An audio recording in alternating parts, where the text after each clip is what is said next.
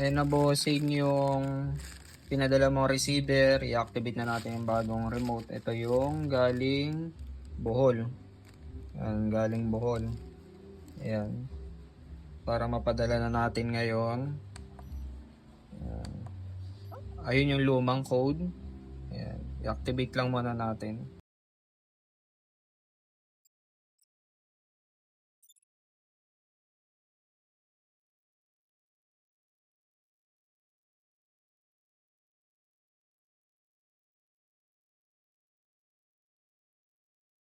Ayan. Tapos isang press, okay.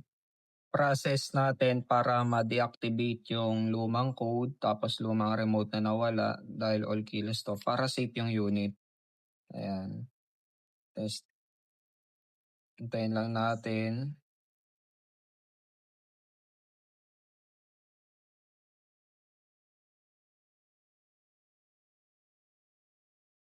Yan. On lang natin tong bagong remote tapos enter.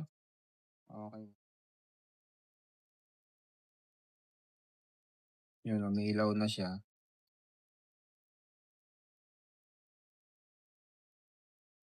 Yan, successful na tapos i-check natin siya. Ayan, iilaw tong remote tapos magugod dito.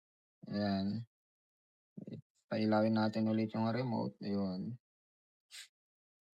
Goods na.